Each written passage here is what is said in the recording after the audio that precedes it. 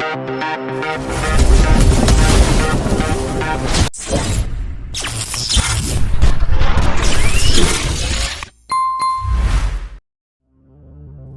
की खोज, एक राजा की अद्वितीय यात्रा। नमस्कार दोस्तों, आपका स्वागत है सीताराम हिंदी शिक्षाप्रद कहानियां चैनल पर। आज मैं आपके लिए एक रोमांचक, रहस्यमयी और आध्यात्मिक कहानी लेकर आया हूं।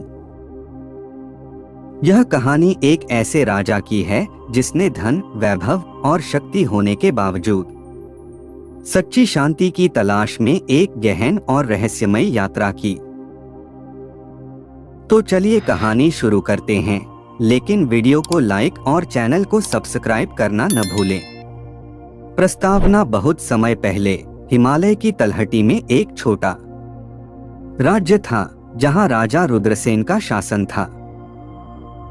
राजा रुद्रसेन अपने साहस और बुद्धिमानी के लिए प्रसिद्ध थे।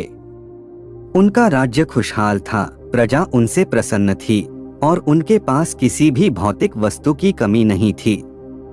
लेकिन हर रात जब राजा अपने महल की बालकनी में खड़े होकर आकाश की ओर देखते तो उनके मन में एक अजीब सी अशांति छा जाती।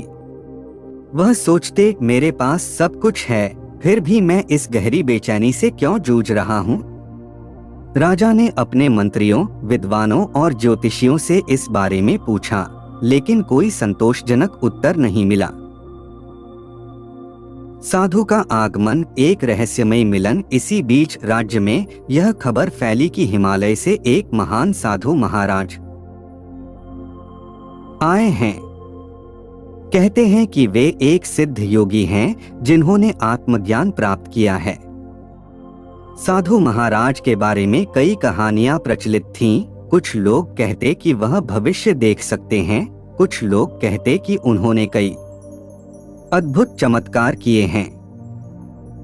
राजा रुद्रसेन को जब इस बात का पता चला तो वे साधु महाराज से मिलने को उत्सुक हो गए। राजा ने साधु महाराज के पास जाने का निर्णय लिया। वह उनके साधारण आश्रम में पहुंचे और विनम्रता से पूछा, महाराज, मेरे पास सब कुछ है, फिर भी मैं अशांत क्यों हूँ? साधु महाराज ने मुस्कुराते हुए कहा, राजन, यह संसार माया का खेल है। असली शांति तुम्हारे भीतर है, जो आत्मा में छिपी हुई है। बाहरी भौतिकता केवल क्षणिक सुख देती है। रहस्यमयी साधना, एक अनोखी शिक्षा। साधु महाराज ने राजा को ध्यान और प्राणायाम की शिक्षा दी। उन्होंने कहा, अगर तुम सच्ची शांति पाना चाहते हो तो कुछ समय के लिए अपने सारे राजकीय कार्यों से विराम लेकर ध्यान की साधना करो। राजा ने महल में एक शांत कोना चुना और साधना में लीन हो गए। कुछ ही दिनों में राजा ने अपने भीतर अद्भुत परिवर्तन महसूस किया। वह एक अनजाने सफर पर निकल चुके थे, जहां उन्होंने एक विशाल समुद्र देखा। उस समुद्र में कोई किनारा नहीं था, चारों ओर केवल जल ही जल था और वह समझ नहीं पा रहे थे कि उन्हें कहाँ जाना है। तभी एक दिव्य प्रकाश उनके सामने प्रकट हुआ। दिव्य प्रकाश का संदेश। दिव्य प्रकाश ने कहा, हे रुद्रसेन, यह जलराशि माया का भ्रम है। इसका अंत खोजने का प्रयास मत करो। तुम्हें आत्मज्ञान प्राप्त करना होगा, तभी तुम इस भ्रम से मुक्त हो पाओगे। राजा ने उस प्रकाश से पूछा, हे दिव्य आत्मा, मुझे मार्ग दिखाओ। प्रकाश ने कहा, अपने भीतर की दिव्यता को पहचानो। यह बाहरी दुनिया केवल एक सपना है, सच्चा सत्य तुम्हारे भीतर है। जब तुम इसे समझ जाओगे तब तुम्हारा भ्रम समाप्त हो जाएगा। वैराग्य की ओर यात्रा, एक चुनौतीपूर्ण सफर। इस अद्भुत अनुभव के बाद राजा ने एक बड़ा निर्णय लिया। उन्होंने अपने राज्य की सारी जिम्मेदारियां अपने पुत्र को सौंप दीं और साधु महाराज के साथ एक गुप्त यात्रा पर निकल पड़े। यह यात्रा आसान नहीं थी। हिमालय की कठिनाइयां, ठंड और एकांत का सामना करते हुए उन्होंने अपनी सभी इच्छाओं और मोह को त्याग दिया। उन्होंने कई वर्षों तक तपस्या की। वे बर्फीले पहाड़ों पर ध्यान करते, गुफाओं में ध्यान लगाते और घने जंगलों में अपनी साधना में लीन रहते। धीरे धीरे उनके मन में छिपी हुई सभी इच्छाएं और मोह समाप्त हो गए। अंतिम परीक्षा, एक गुप्त गुफा का रहस्य। एक दिन साधु महाराज ने राजा से कहा, हे रुद्रसेन, तुम्हारी यात्रा अभी पूरी नहीं हुई है। चलो आज मैं तुम्हें एक गुप्त स्थान पर ले चलता हूँ। वे दोनों एक रहस्यमयी गुफा में पहुँचे।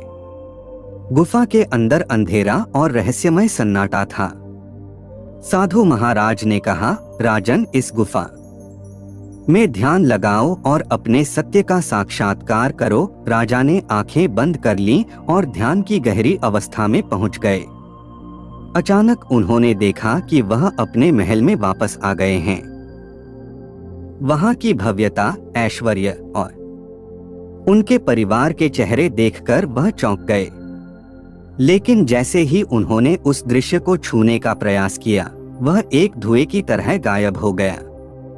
सत्य का साक्षात्कार, माया की लीला। राजा ने अपनी आंखें खोलीं और देखा कि वे गुफा में ही बैठे थे। साधु महाराज ने मुस्कुराते हुए कहा, यह दृश्य भी एक माया थी, जैसे तुम्हारा राज्य। यह संसार भी एक भ्रम है।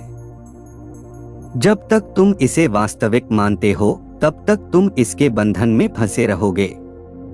असली सत्य आत्मा है, जो इस माया से परे है। राजा की आंखें खुल चुकी थीं। उन्होंने गहरा सुकून और शांति महसूस की। वे साधु महाराज के चरणों में झुक गए और बोले, महाराज, आपने मुझे सत्य का अनुभव कराया। अब मैं जान गया हूं कि असली सुख और शांति केवल आत्मा में ही है। ज्ञान का प्रकाश। एक बदले हुए राजा की वापसी। राजा रुद्रसेन वापस अपने राज्य में लौटे, लेकिन अब वे एक बदले हुए व्यक्ति थे। उन्होंने अपने राज्य की समृद्धि का उपयोग समाज की सेवा में लगाया। उन्होंने मंदिर, विद्यालय और अस्पताल बनवाए, जहां निर्धन और असहाय लोग सहायता पा सकें।